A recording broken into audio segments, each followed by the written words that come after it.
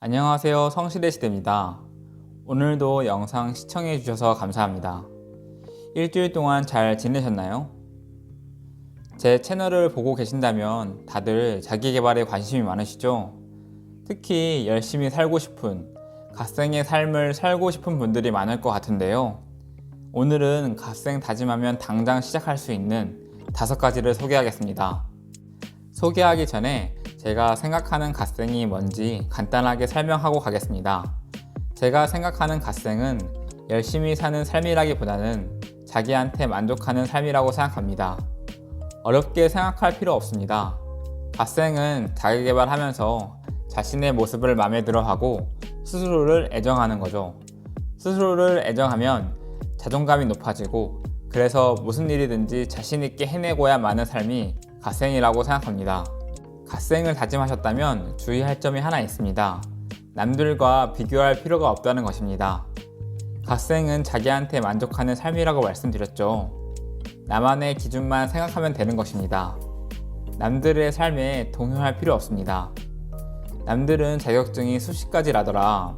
운동을 매일매일 해서 이번에 바디 프로필을 찍는다더라. 피부과를 매일 다녀서 피부가 좋다더라. 젊은 나이에 성공해서 돈이 엄청나게 많더라. 기타 등등 다른 사람들이 정해놓은 기준에 본인을 맞출 필요가 없습니다. 자기계발을 하는 이유는 본인이 행복하기 위해서입니다. 본인이 정해놓은 기준에 본인이 열심히 살고 싶은 분야에서 하루하루 꾸준히 해나가면 되는 것입니다. 그럼 갓생을 다짐하셨다면 당장 시작하실 수 있는 5가지를 소개해 드리겠습니다. 저는 매일 5시에 일어나는 편입니다. 혼자만의 시간이 필요하기 때문입니다. 그런데 꼭 아침일 필요는 없습니다. 그 시간이 밤이어도 새벽이어도 상관없지만 그날 하루에 지장이 가지 않는 선에서 온전히 스스로에게 집중할 수 있는 시간이면 됩니다. 그게 저한테는 아침이었고요. 일어나고 나서는 기계적으로 화장실로 가서 이를 닦습니다. 이를 닦는 것이 잠을 깨는 데는 제일 좋더라고요. 아침에 일어나고 나서 주의사항이 있는데요. 일어나자마자 핸드폰은 절대 금지입니다. 자기계발에 진짜 방해되는 것이 핸드폰입니다. 핸드폰을 안 봐야지 하다가 5분만 봐야지, 너무 짧다, 10분만 보자 하다가 하루 종일 본 경험이 있을 겁니다. 아침에 자기계발하기 위해 힘들게 일찍 일어났는데 그 시간에 핸드폰을 하면 너무 아깝지 않나요? 핸드폰을 안 하는 게 어색하고 힘들 수 있지만 일어난 시간이 아까워서라도 하지 말아보세요. 그날 아침이 달라질 것입니다.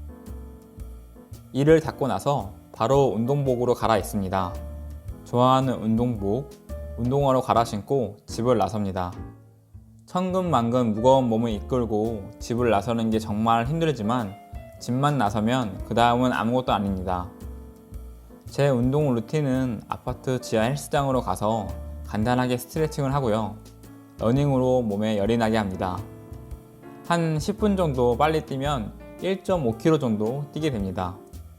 그렇게 몸을 풀고 나서 쇠질을 합니다. 제 운동 방법은 그날 하고 싶은 운동을 합니다. 하루에 상체, 하체 골고루 합니다. 예전에는 2분할이다, 3분할이다, 오늘은 가슴데이다, 하체데이다 하면서 나눠서 한 적이 있었는데 그렇게 하다 보니까 운동이 재미가 아닌 업무가 되는 느낌이라 그냥 그날 하고 싶은 운동을 하는 걸로 바꿨습니다. 1시간 정도 쇠질 운동을 하고 집까지는 계단으로 올라가서 그날 운동을 마무리합니다. 계단을 올라가면서 어떤 분은 그날 하루 계획을 짜고 다짐을 하고 긍정적인 생각을 한다는데 저는 아무 생각 없이 그냥 합니다. 이렇게 짧게나마 헬스장에서 운동을 하고 땀을 흘리게 되면 오늘 하루도 해냈다는 성취감이 들고 오늘 하루도 잘 해낼 수 있겠다는 생각이 듭니다. 나이가 들수록 식사의 중요성을 점점 깨닫게 됩니다. 좋은 식사 습관을 가지기 위해서 할 수 있는 것은 정말 많습니다. 인스턴트 음식 줄이기, 밤늦게 먹지 않기, 천천히 먹기, 과식하지 않기 등등. 여기서 제가 할 수 있는 것은 과식하지 않기였습니다. 아침에는 닭가슴살과 견과류, 그리고 제가 좋아하는 아이스 커피를 먹고 있고 점심 저녁에도 식사량의 80%만 먹고 있습니다. 너무 배고프다 싶으면 밥은 조금 먹고 건강한 반찬을 좀 더 먹는 식으로 조절하면서 먹고 있습니다. 처음에는 다 먹은 것 같지가 않고 허한 느낌이 있었습니다. 그러나 이렇게 소식을 습관화하니까 속이 편안해지고 잠도 좀 더 편하게 잘 수 있었습니다. 살이 빠진 건 덤이고요.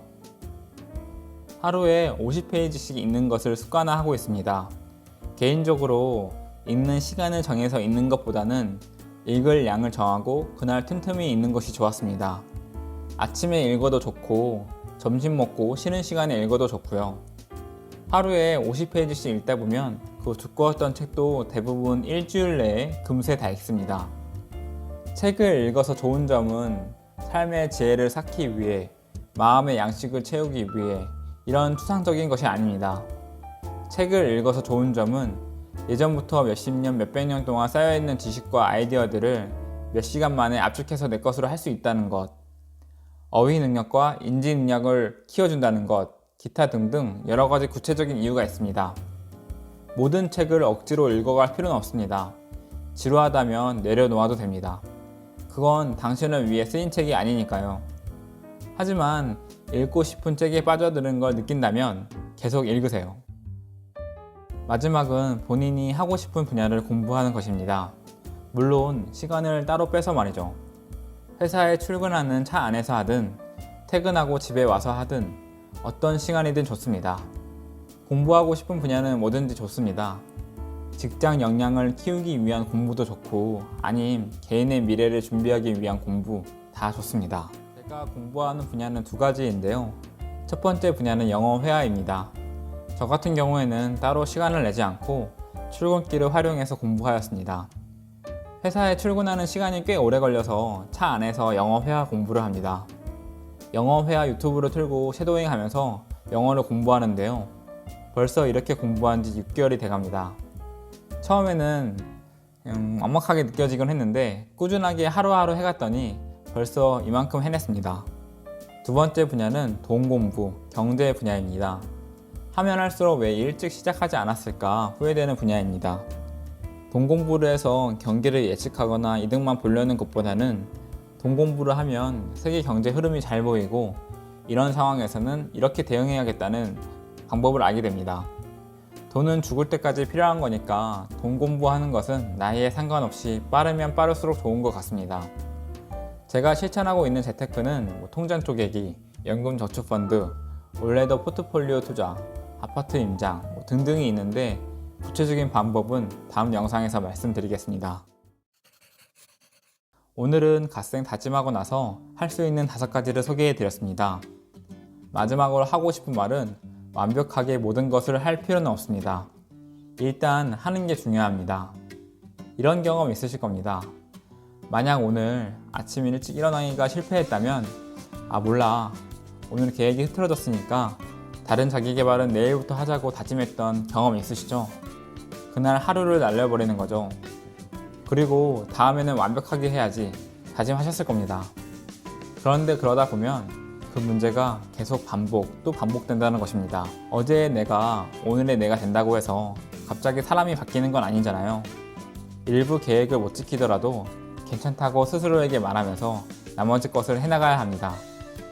자기계발이든 갓생이든 결국 행복하려고 하는 것입니다. 강박을 느껴가면서 스트레스 받아가면서 할 필요 없습니다. 여러분 모두의 행복을 기원합니다. 모두 행복하세요.